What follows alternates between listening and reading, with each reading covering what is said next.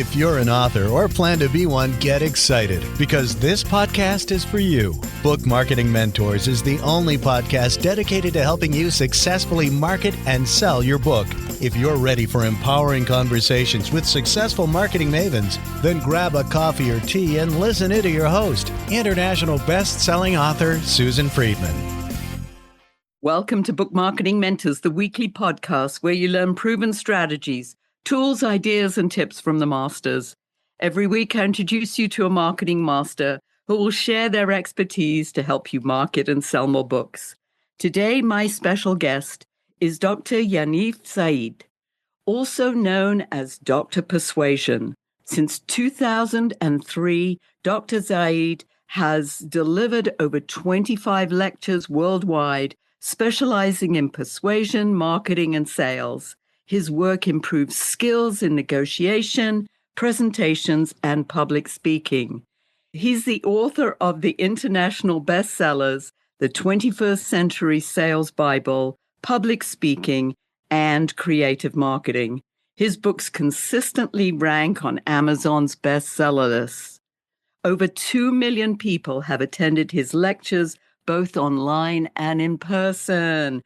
All the way from Tel Aviv in Israel, Dr. Zaid, it's a pleasure to welcome you to the show and thank you for being this week's guest expert and mentor. Hi, Suzanne. Thank you for inviting me. I heard many episodes in your podcast and I loved it, so it's a great privilege to be here. Well, I love that and thank you. I always love it when my guests have at least listened to a few episodes because then they get a feel for how the show goes. Let's start off. You're Mr. Public Speaking. You're Doctor Persuasion. As we talked about before we went on the air, I said that many of our authors are looking to get speaking engagements or they've just started on the speaking circuit. Let's start off talking about what kind of advice would you give someone who's, let's say, very nervous about their first public speaking experience? We talked about it that in my eyes, the book is a great marketing channel for speakers. It's a great social proof. So if you wrote a book, then you need to understand that the fact that you wrote a book is saying something about you, that you are expert at what you do, especially if you're talking about nonfiction books. When you ask companies to appear and to lecture and to provide speaking gigs, then the fact that you wrote a book is a very good advantage for you because it means you are an expert. It means you are a brand. You know, many people tell me, well, when I will be famous, I will start lecturing. So I say, no, you start lecturing, then you become famous. You need to understand that you have knowledge to share with others, and people will be willing to invite you and also pay you a lot of money just because you wrote a book. Now, if you talk about talking in front of an audience, many authors, they have a stage fright. They don't know how to talk. Maybe they know how to write. They don't know how to talk. I have some tips. First of all, you need to treat lectures or speaking gigs like conversation, because if you manage yourself talking in front of 100 people, 200, 1,000 people, then it's very scary, right?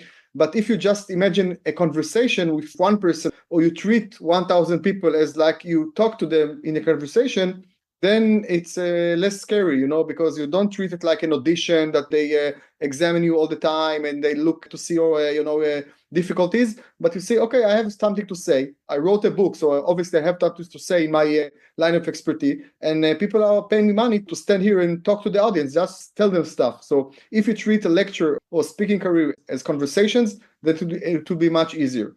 This is tip number one. Tip number two is preparation. Because if you prepare yourself for lectures, then you're less frightened, you're less scared, because you know what is coming. And preparation has many aspects. For example, to know who is your target audience, how much time do you have, what are the questions or objections that people might ask you, who comes before you if you're talking about a conference and you appear and you have lectures before you and after you, who comes before you, who will come after you. You need to know the agenda of the conference. And what are the problems of the audience that you are the answer for? Maybe you need to provide answers for the problems or solutions for the needs. All of this information, if you got all this information, then you will come to the lecture less frightened and you have less stage fright. Now, how can you know all this information? You can just ask the organizers. You can check if a company called you, you can check the website.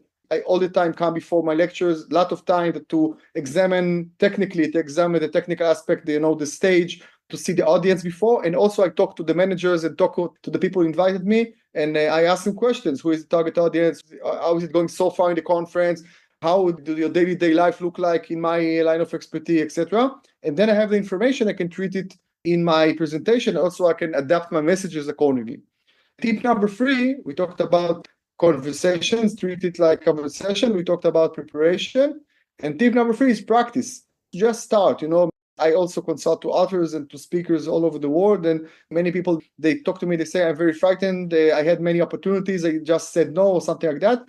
And I tell them, just start, because practice is everything. And obviously your second time will be better than the first time. And your 10th time will be better than your second time. You need to improve yourself all the time. But if you won't start, then you won't improve. You can just say no to life and no to opportunities. But my vision or my agenda is always say yes. Say yes when people ask you to talk about your book. You need to understand that it's also part of the promotion of your book to talk in front of people. The book helps you to get speaking gigs and lectures, and you have the book being sold, because if people hear you and you introduce your book, then they're going to buy it on bookshops, on Amazon, or even at the end of the conference or the end of your lecture, they will buy it directly from you. So preparation, practice, and treating lectures like conversation, not relevancy to how many people you're talking to. That's fabulous. Yes, I was going to ask you, and you just touched on it just now, but I want to delve a little deeper into how to use your book in the presentation. First of all, at the beginning, when you introduce yourself, it's very important to establish your personal or professional authority right at the beginning. So the fact that you mentioned the fact that you wrote a book and even showed the book, immediately people will treat you as an expert, because you wrote a book. So if you wrote a book, that means you have enough information to write a book. It means that there is a publishing house out there who recognize you and published you. If it's a bestseller book, so talk about it. If you're a bestseller book on Amazon, talk about it. If you already lectured in many places, talk about it. All of this data, it's social proof. Now, why is social proof so important to establish your professional authority? Because if I come to the audience and I talk about myself and I say that I'm very professional and I know what I'm doing and I'm an expert, then it doesn't sound objective. It sounds subjective, right? Because I'm talking about myself, so obviously I'm going to speak highly of myself. But if I'm going to say that I have a bestseller book, or I have a book was published in a famous publishing house, or that this book was already introduced in 20 countries, or already translated to few languages, or that I already gave the similar lecture in banks and other companies. Of course, just say the truth. Don't lie, don't imagine things. Be authentic and tell only the truth. But if you say this kind of objective data, that means that you're actually an expert, right? You need to introduce the book at the beginning. You need to address the book or your lecture or messages from the book during the lecture. And at the end, I always recommend authors to do a call to action and talk about the book, tell the audience where they can find the book. And the audience will love to buy the book from you if it's possible at the end of the lecture. So always I tell the organizers, please, give me a table and chairs and a map or something like that, place that I can hold my books. At the end of the lecture, I tell the audience, I will be here. I point the table. I will answer a question. And if you'd like my book, maybe I will even give a special discount if you buy from me here now. I will also give you a signature. People love signature. People love personal attention from the authors. And then I use the book as a marketing tool. First of all, people will buy my book from me. Some of the audience will come and buy my book. And second of all, they will ask me questions, and some of them will maybe be interested in consulting or other lectures to invite me. So this is a great opportunity for an author to speak with the audience. So you don't just end the lecture and say, okay, thank you very much. I was Dr. Yaniv Zaid, bye-bye, and go behind the scenes. I would like to communicate with the audience. I would like people to engage with me. The book is a great also marketing tool and also another income if you come to a lecture. Yeah, definitely another income stream. You talked about practicing. How about the key elements of engaging an audience right from the beginning? What kind of things would you start off? How would you start a speech rather than, you don't want to give a joke, obviously. What are some good ways in which people can start their speech? First of all, maybe I would give jokes. I'm very funny in my lectures. So sometimes I open with a joke. So a joke can be relevant to the situation. But if you don't tell jokes, you can also tell funny stories. To start with a funny story about the situation, about the event, about the audience. But first of all, you need to start with a smile and with a high energy. When you go on stage, no matter how long did you wait outside or behind the scenes or something like that, when you go, you need to start strong. You need to be very energetic, very positive, with a smile. The audience love it. I love to start not just with a joke and a strong story, but also with empowerment the audience. It's great that you're here. I'm very happy to be here. It's very important that you came. If, for example, we're talking about people who bought tickets to hear me, so it's very important that you came to learn tools about marketing your businesses, etc. So empower the audience. And then I always find a common ground between me and the audience. For example, if we are all business owners, or if you are all lecturers, or if you are all now in Tel Aviv or in New York, or if you are all just in the same conference, I can talk about the lecture they heard before or something like that. Find a common ground between you and the audience, and before you just talking about your data, your knowledge, your tools, then find a common ground and talk to the audience about the place you're in, about the situation, maybe some actual events that you can address to or something like that. And then the audience, they feel connected to you. They feel more connected because you don't just deliver knowledge, but you start a relationship with the audience from the beginning. You talked about humor, whether it's a joke or it's a funny story. How can a speaker ensure that their humor is appropriate for diverse audiences? First of all, preparation. You need to prepare yourself. You need to know who is the audience. We're talking about men, women, religious people. If we're talking about a different culture, I lecture all over the world. My books were translated to 12 languages so far, and I provide lectures in more than 20 countries so far, very different countries, including India and China and Vietnam and United States and Europe, and also England or Spain. So many countries, different mentalities. I always find out as many information as I can about the audience, and I choose my jokes or stories accordingly. Some of the audience, they don't like religious jokes, for example. Some of them don't like jokes at all. So I would just tell stories. But there are also, objective stories that you can relate to. It's not relevant to is the audience. So stories that don't hurt no one, you don't treat no one in disrespect or something like that. So you can tell story, but also actual events. If you address actual events that happened on the news, or actual events that happened to you, or actual events that happened to your audience or something like that, or to your customers, then you can free to talk. And if we talked about people that are not in the room, definitely you're not going to hurt no one. And people like stories, people like stories because since we were born in age 0, we hear stories. Our parents read us stories or tell us stories. So story is a framework, the audience knows. So if I tell stories, I definitely be more funny, more interesting, more engaging with the audience. I can tell stories about myself. I can stories about success stories. We talked about social proof. So success story are also a social proof. I can talk about my client stories. I can talk to actual event stories. I can also talk about failures, stories about failures. Also, the crowd love it. There is a line of lectures. I don't know if you know it. It's called the fuck up nights in high-tech companies. It's where entrepreneurs, they tell other entrepreneurs about the failures in high-tech. Okay. So usually, by the way, the twist in those lectures, usually it will be like this. My first company, I lost all the money of my investors. I lost $100 million. My second company, I closed it. I got bankrupt. And my third company is PayPal. So it's actually a failure, success. You won't hear stories usually like my first company, I lost $100 million of investors. My second company, I closed it. My third company, now I am homeless and I live with my parents. Usually it's a failure, success. But the crowd loves the story of the resurrection, that you fail and you rise again, and people love it. So this is also a great story to begin with. And then people consider yourself as authentic and human. I always tell my clients that you need to be Batman and not Superman. Okay, so I will give what is the difference between Batman and Superman. They are both superheroes, right? And they both look like human beings. But Superman is not a human being, came from another planet. If Superman will deliver a workshop and it calls it How to Fly, and I bought a VIP ticket and I sit in the first row, and he explains everything to me. He says, okay, go to the highest building, go to the roof, check the wind, check your first step or something like that. And I will do whatever he says. And I'm still going to fall because I'm not Superman. I didn't came from another planet. I don't know how to fly. But Batman can deliver a workshop how to fly, and I will sit in the first row, and then he will say to me, Yaniv, you and I are alike. I had the worst life because the Joker murdered my parents when I was young, and I fell into a cave, and I was afraid of bats and afraid of darkness. But then I taught myself how to fly, and let me teach you how to fly. then I can relate to him. He's authentic. I say, okay, he's not superhuman. He's not just success, success, success. It's boring. He also had failures. He also had fears. So I would like to learn from this man. When you start a lecture, if you'd like people to address to you as a professional authority and a brand, but also can relate to you and learn from you, and they will be willing to learn from you, then you need to tell stories, not just great stories and success stories, but also failure stories, also authentic stories. Then people can relate, and then they are more open to hear what you have to say during the lecture.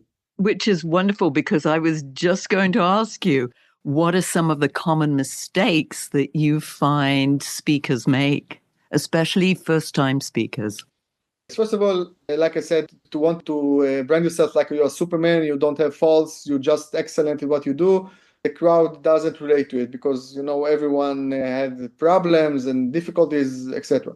Second of all, you need to be aware of the time frame to measure your time, because sometimes you get, for example, a conference, you have 15 minutes. But if you didn't prepare yourself, then maybe you end your conversation in 5 minutes and you have 10 more minutes and you don't know what to say. Or the other side, maybe you just start talking about the subject and 50 minutes are over, and then people say to you, okay, get off the stage, and you didn't have the time to address the message and obviously not to have a call to action. It's also part of the preparation. How much time do you have to talk? And also prepare yourself accordingly and measure your time. Another failure that many unexperienced lecturers do is not know the audience. They treat each audience the same. So I have a presentation, let's say a 45 minutes presentation. So no matter who is the audience, even if I do it 2-3 times a day, I just go from audience to audience, for conference to conference. I just do the same thing. And then I sound like a robot. It's not authentic. I'm not doing adjustment to the audience. I don't adapt myself according to the audience. I don't address their needs and their problems. So people don't like it. You need to adapt yourself to the audience. You need to understand you have a conversation each time with different audience. So yes, the basic of the conversation will be the same, but you need to have a slight adaptation. From my experience, for example, if I go to lecture to lawyers and I go to accountants, okay, so to lawyers, I have the same lecture. To lawyers, I would say 5 times lawyers and 3 times courthouse, okay? And to accountants, I will say IRS 5 times and accountants 5 times. Then each audience will be certain that I adapted the lecture especially to him, to this audience. But it was the same lecture. I just knew who is the audience, so I adapted a little bit the message. You don't need to do huge changes in your content. Your content is great. You just need to adapt it a little bit to the audience, and that the audience will feel part of the conversation, part of the lecture, and then they will be more willing not just to know your knowledge and to hear you, but they also will feel free to, for example, ask questions or to come at the end to engage with you or to buy your book at the end or something like that. So this is the small, I say it's the small tips that create great results when you speak in front of an audience. Yes. Less is more. Yeah, sometimes, yeah. People are afraid that they need to have, different lectures in front of different audiences. I say, no, this is the same lecture, just slight changes in front of any audience. You've got a quote on your website that says, "Don't sell to your clients, make them buy." Talk to us more about how do you make your clients buy, or their prospects, and then you want them to buy? Okay, so in 2 words, I would say soft sale, because hard sale is when I sell and you know that I sell to you, and then you immediately got into defense, and you say, okay, this guy is a salesperson, I got interest, maybe I get a commission if you sell to me that I don't want to hear. If you think that this is hard sale, that it's obvious that I sell to you. But if I do soft sale, in 2 words, it's soft sale. In 1 word, stories. I'm not, let's say, sell you directly, but I talk to you and I tell you stories. Stories about what? Stories about the product, story about the service, story about myself, story about other people who already use this product. And then you feel comfortable with me. Because again, we talked about the fact that stories are something we know, this is a framework we know, and we feel comfortable with it. And you don't look at me as a salesperson with all the negative meanings, but you look to me as an expert who tells you things and explains to you things. From an expert, you are more willing to buy. If we talked about how to improve your sales capabilities, then don't try to push your product to the audience. That just talk about the products, share with them interesting stories, and they are more likely to buy. And then the conversion rate will be higher, much higher. Often speakers have Q&A, question and answer time after their presentation. What happens when you have a tough question or maybe it's even an irrelevant question. How do you handle that during your presentation?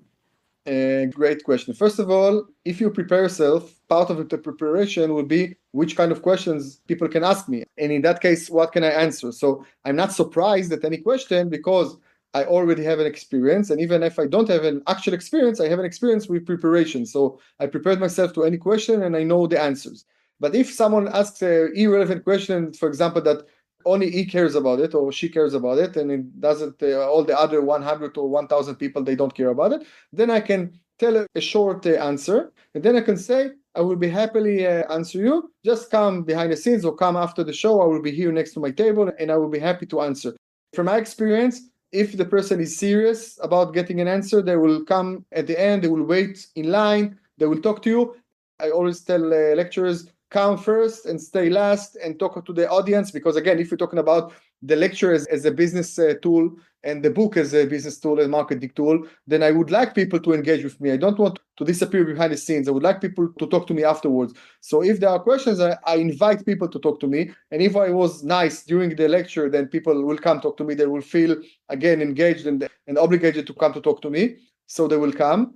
I try to answer any question from the stage, but if it's a long answer or it's not relevant now or we ran out of time, I always tell people I will stay and I will answer questions as many times as I need till the last person will ask me questions. And most people, they don't wait long. Maybe if it's not serious, they will wait. They will leave after the lecture. But if they are serious, they will come, I will answer them, and then they are more likely to buy other products. Maybe my consulting, maybe my lectures, maybe my workshops, maybe my online courses. They will love the engagement with me.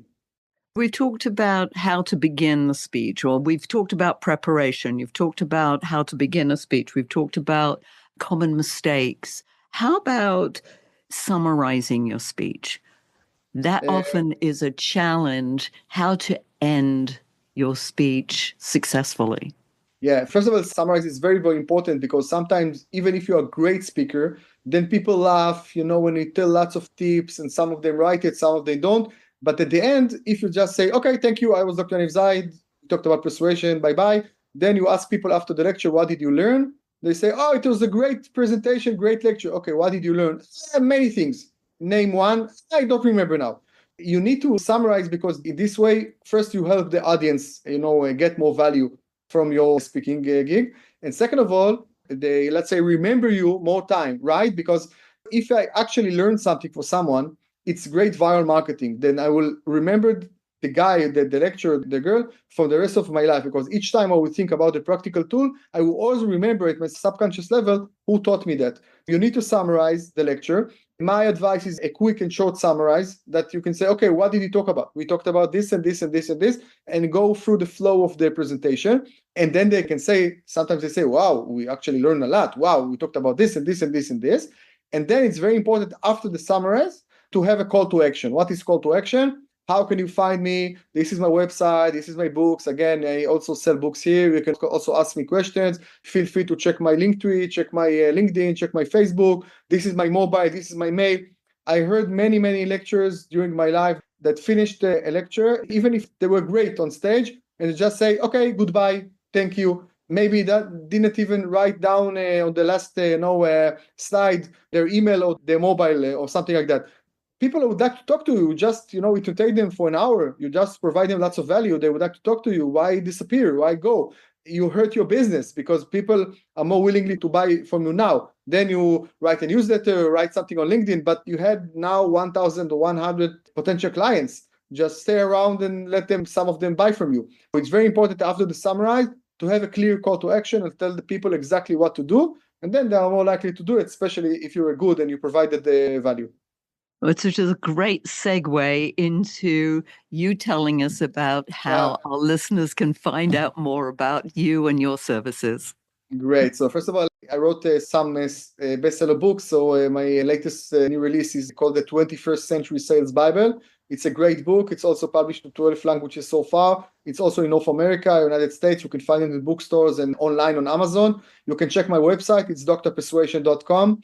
And you can check my LinkedIn. It's Yaniv Zaid, YANIV ZAID. Also, Yaniv Zaid. You can write on Facebook and Twitter and Instagram and Telegram and TikTok. You can find me everywhere. I provide many tips, and also have a mailing list in English, so you're more than welcome to join it. Just check my website, drpersuasion.com, and share your name and email. And I've got a great information for you, great practical tools how to promote your books and your lectures if you leave your email. And also you can send me an email and ask any question you may have, and I will answer it. It's yaniv@yanivzaid.com, YANIV@yanivzaid.com. And feel free to contact me. I love talking to people. I love helping authors and helping speakers worldwide. This is what I've been doing for 21 years. So I'll be more than happy to help as many people in this podcast as possible. Beautiful. Sounds as if you've done this once or twice before.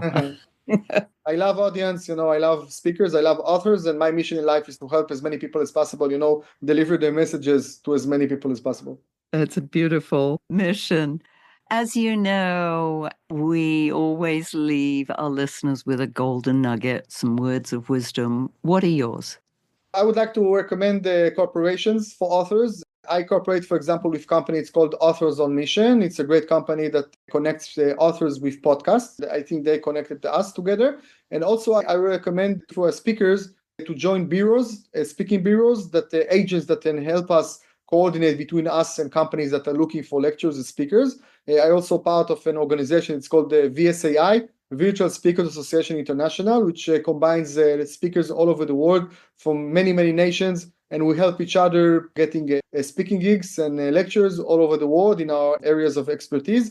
Join bureaus, do cooperations with others, join VSAI, join Authors on Mission, or any other companies that can help you and connect you to many people as possible, because you can do it everything yourself, but it will take time and you won't reach everyone. And you can use others, whether it's for help or referrals, whether it's you pay money for this help.